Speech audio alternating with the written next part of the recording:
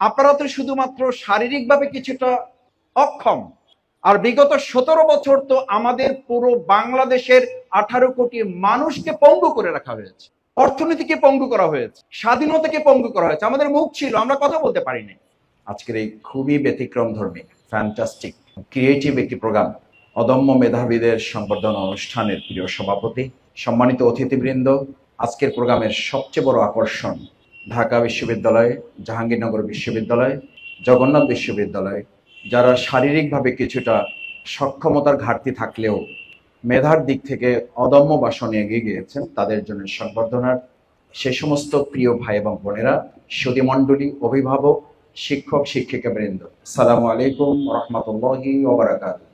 বাংলাদেশ ইসলামী ছাত্র শিবির আপনাদেরকে আজকে সম্বর্ধিত করছে। এটি ছাত্র শিবিরের আলাদা কোনো কৃতিত্ব না, কারণ মানুষ হিসাবে, মুসলিম হিসাবে ইসলাম আমাদেরকে দায়িত্ব দিয়েছে। আপনারা এখানে এসেছেন, আপনাদেরকে আজকে ফুল দিয়ে বরণ করা হয়েছে, স্বাগত জানানো হয়েছে, আপনাদেরকে অভিনন্দন বার্তা জানানো হয়েছে।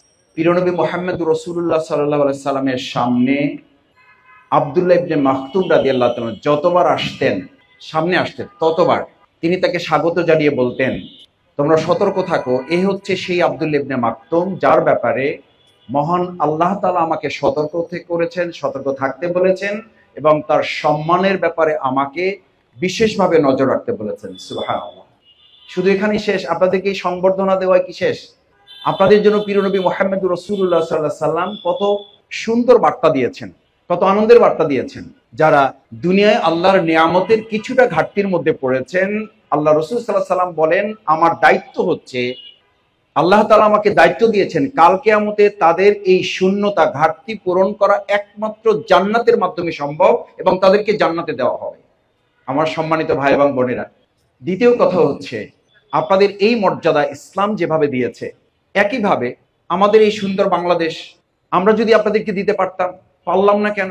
পারলাম না তো এই কারণে, সূরা আনআমের 179 নম্বর আয়াতে আল্লাহ তাআলা বলেন, ওয়ালাকাদ জারানা লি জাহান্নামা কাসীরাম মিনাল জিন্নি ওয়াল ইনস, মানুষ এবং জিনদের মধ্যে কিছু মানুষই তৈরি করা হয়েছে। আপনাদের তো শুধু একটু হাতের সমস্যা, আপনাদের না হয় একটু কানের সমস্যা, আপনাদের না হয় একটু হাঁটতে সমস্যা, কিন্তু আল্লাহ তাআলা বলেন, আমি তাদেরকে জাহান্নামী করব শুধু এই কারণে, লাহুম কুলুবুল লা ইয়াফকাহুনা বিহা, তাদের অন্তর আছে কিন্তু এই অন্তরটাকে প্রতিবন্ধী বানিয়ে রেখেছে। ওয়ালাহুম আয়ুনুন লা ইউবসিরুনা বিহা, তাদের চোখ আছে কিন্তু তারা দেখবে না।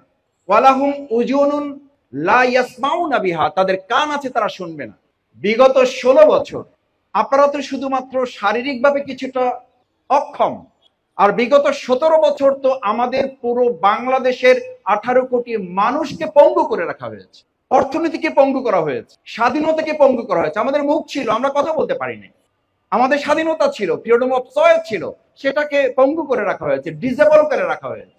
আমি আপনাদেরকে আজকে অনুরোধ করছি যে সুন্দর বাংলাদেশ বিনির্মাণ হয়েছে আজ, সেই বাংলাদেশ বিনির্মাণে আমি আপনাদের হুইল চেয়ারে করে এই লড়াইয়ে অংশগ্রহণ করতে দেখেছি এবং আপনাদের হুইল চেয়ারে করে অংশগ্রহণ করা 1 লক্ষ স্বাভাবিক মানুষের শক্তির চেয়ে আপনাদের একটা স্ক্রেচে ভর করে রাজপথে নামা আর একজন হুইল চেয়ারে ভর করে রাজপথে নামাটা 1 লক্ষ শক্তিকে অতিক্রম করে এই নতুন স্বাধীন বাংলাদেশকে তৈরি করেছে। আপনাদের হুইল চেয়ারে একজন ব্যক্তিকে দেখে লক্ষ যুবক তরুণ মনে করেছে, তাহলে আমি কি করব? আমি আপনাদের স্যালুট জানাই। হুইল চেয়ারে করে, স্ক্রেচে ভর করে আপনারা এই পঙ্গু বাংলাদেশকে আর একটা নতুন সুন্দর বাংলাদেশ যেহেতু তৈরি করেছেন, এই সুন্দর বাংলাদেশ আপনাদের শারীরিক সক্ষমতার ঘাটতিকে অতিক্রম করে অবশ্যই এই নতুন বাংলাদেশেও আপনাদেরকে নতুন ভাবে সংযোজন করে গোটা পৃথিবীর মানচিত্রে বাংলাদেশকে আমরা তুলে ধরবো ইনশাআল্লাহ। শেষ কথা, আপনারা এই সম্মান মর্যাদা আব্দুল্লাহ ইবনে মাকতুম রাদিয়াল্লাহু তাআলার কথা শুনেছেন। রাসূল করিম সাল্লাল্লাহু আলাইহি ওয়াসাল্লাম যখন মদিনা থেকে চলে যেতেন, ওই মদিনা রাষ্ট্রের দায়িত্ব অন্ধ সাহাবী আব্দুল্লাহ ইবনে মাকতুম রাদিয়াল্লাহু তাআলাকে বেশ কয়েকবার দিয়েছেন এবং তিনি মসজিদের ইমামতির দায়িত্ব পেতেন।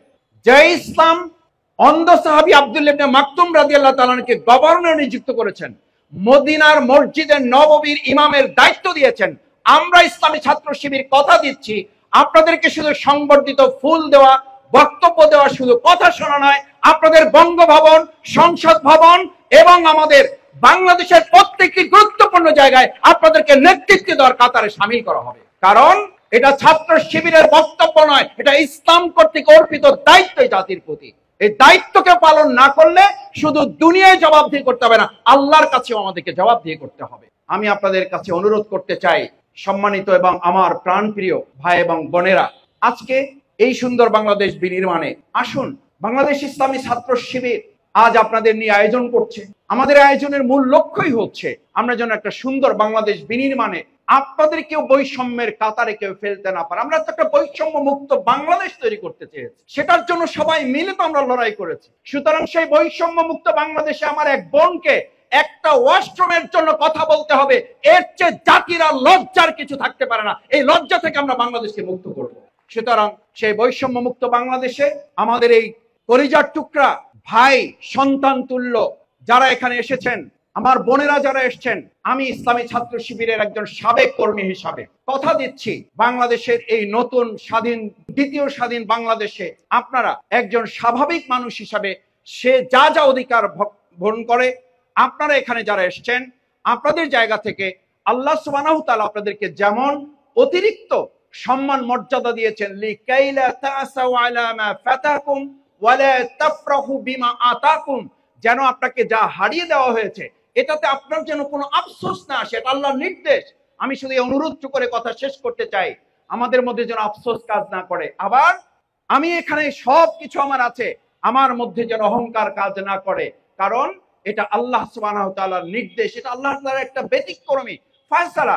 সুতরাং সেটার উপরে যদি আপনি ধৈর্য ধারণ করতে পারেন এবং দেশ এবং রাষ্ট্রের এই দায়িত্ব পালনে আমরা আমাদেরকে যদি প্রস্তুত করতে পারি, আপনি যতখানি আপনাকে প্রস্তুত করে এই অদম্য মেধাবীর জায়গায় নিয়ে এসেছেন, আমরা তার চেয়ে কয়েক গুণ সম্মান এবং মর্যাদার জায়গায় আপনাকে পৌঁছানো হবে। আজকের 48তম প্রতিষ্ঠা বার্ষিকীর সবচেয়ে বড় অঙ্গীকার, সেই অঙ্গীকারে আপনাদের সবাইকে সাদর আমন্ত্রণ, অভিনন্দন, স্বাগত জানিয়ে আমার কথা শেষ করছি। আল্লাহ হাফেজ।